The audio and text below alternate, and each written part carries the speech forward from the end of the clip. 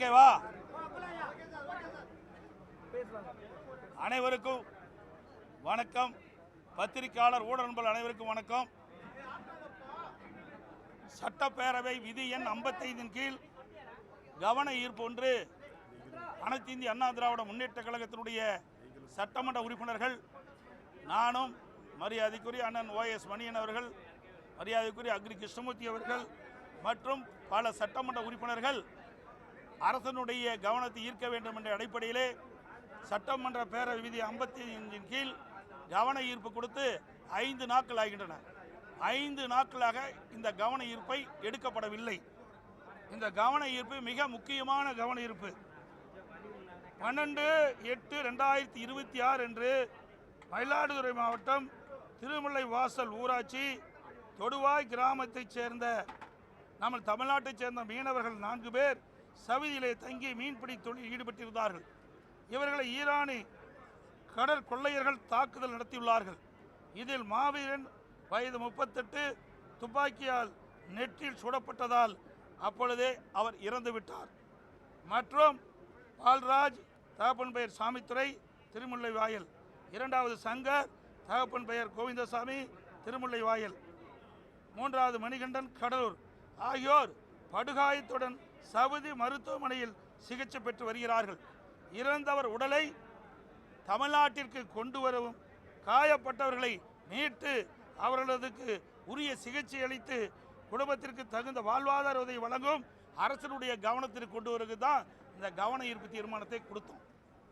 இந்த அரசாங்கம் தமிழர்களை காப்போம் என்று வாய் அளவில் பேசுகிறாங்க.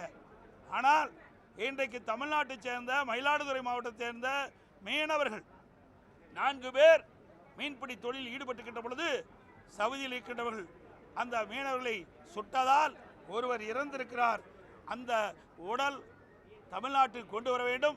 அதை அரசனுடைய கவனத்திற்கு கொண்டு வருவதற்கு மென்ஷன் பண்ணுவதற்கு கூட இங்கே தமிழக வெற்றி கழகத்தினுடைய அரசாங்கம், சட்டப்பேரவைத் தலைவர் சட்டமன்றத்திலே மென்ஷன் பண்ணுவதற்கு கூட அனுமதி கொடுக்கல. அது குறித்து தான் நாங்கள் வெளிநடப்பு செஞ்சிருக்கிறோம். இவர்கள் எப்படி தமிழ்நாட்டு மக்களை காக்க போறாங்க? இன்றைக்கு தமிழ்நாட்டு மக்களுக்கு ஒரு தமிழன் எங்கே இருந்தாலும் பாதிக்கப்பட்டால் அவருக்கு குரல் கொடுப்பதுதான் அரசுடைய கடமையாக கடந்த காலத்திலே இருந்தது. ஆனால் இன்றைக்கு தமிழனுக்கு பாதுகாப்பும் கிடையாது. வெளிநாட்டில் வாழ்கின்ற தமிழனுக்கு பாதுகாப்பும் இல்லை. வெளிநாட்டவர்களால் சுட்டு கொல்லப்பட்டு அந்த உடல் சவுதியிலேயே ஒரு வாரமாக கிடைக்கின்றது. அந்த உடலை தமிழ்நாட்டிற்கு தாயத்துக்கு கொண்டு வர வேண்டும் என்ற அடிப்படையில் தான் விதி எண் 55 கீழ் கவன ஈர்ப்பு நான் கொடுத்தோம்.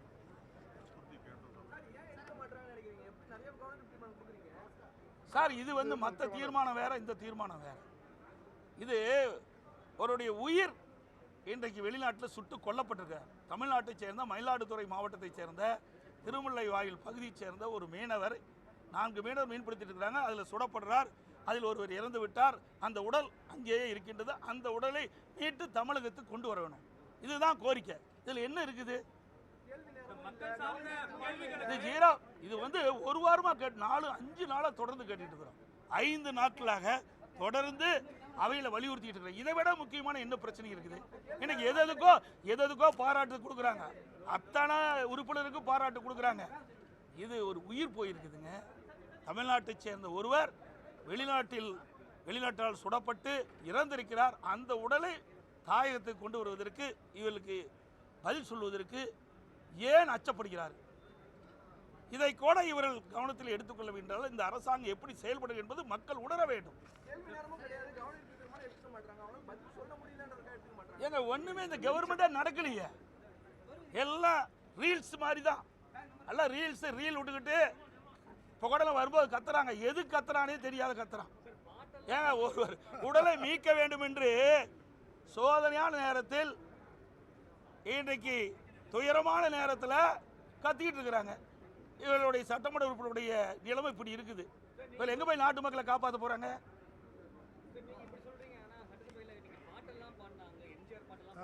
ஆமா, அதாவது உயிர் போனதை பற்றி கவலை இல்லை, பாட்டு பாடுறது தான் முக்கியம். ஏங்க, ஒரு உயிர் போய்விட்டது. தமிழ்நாட்டை சேர்ந்த வேதனையாக இருக்குதுங்க. குறிப்பாக ரொம்ப ரொம்ப வேதனைப்படுறோம். இதுக்கு முந்தி 38 வயசு அந்த குடும்பத்தில் இருக்க உறவினர்கள்லாம் எப்படி வந்து வேதனைப்பட்டு கொண்டு இருப்பாங்க. அந்த வேதனை கூட புரியாமல் ஒரு அரசாங்கம், அதான் ரீல் சுடுற அரசாங்கம் தான் நடந்துக்கிட்டு இருக்குது.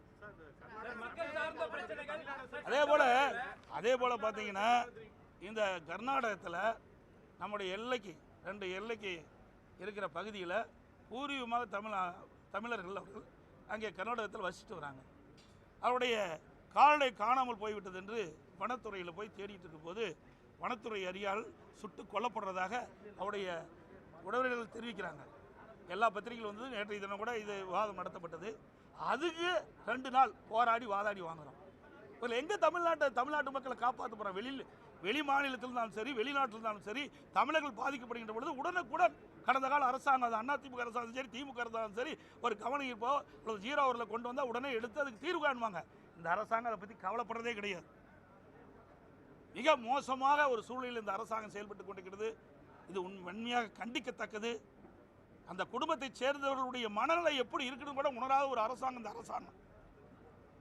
இன்றைக்கு வெளி மாநிலத்திலும் சரி, வெளிநாட்டிலும் சரி, தமிழர்கள் பாதிக்கப்படுகின்ற பொழுது அதற்கு உரிய முறையிலே குரல் கொடுக்கின்ற அரசு தான் உண்மையான தமிழ்நாடு தமிழ் உணர்வு உள்ள அரசாங்கமாக இருக்கும். ஆனால் இந்த அரசாங்கத்தில் தமிழ் உணர்வு என்பதே இல்லை.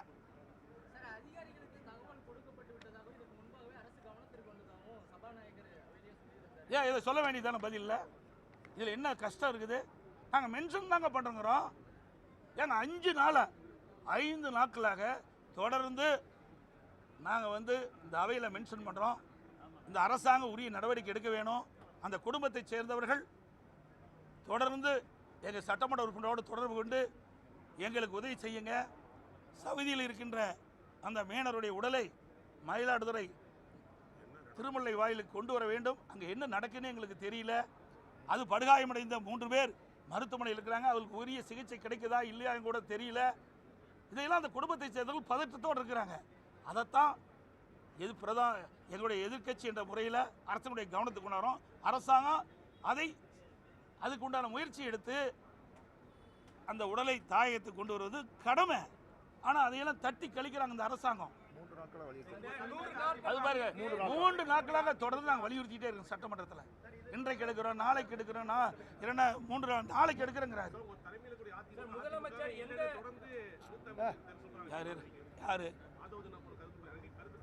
யார் அவரா? அந்த கட்சி இருக்குதா இல்லையான்னு பார்க்கலாம். கொஞ்சம் நாள் கழிச்சு முதல்ல அந்த கட்சி துவங்கி 3 வருஷம் தான் ஆகுது. ஏங்க இந்த இன்றைக்கு தமிழ்நாட்டை சேர்ந்த மயிலாடுதுறை மீனவர் அங்கே குண்டடிபட்டு இறந்து கிடக்கிறார்.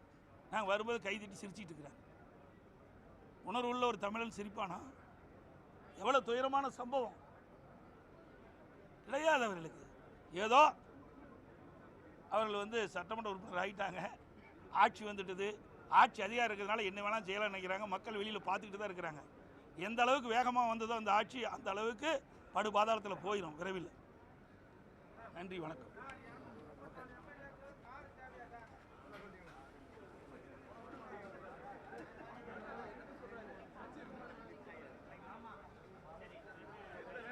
Thank you.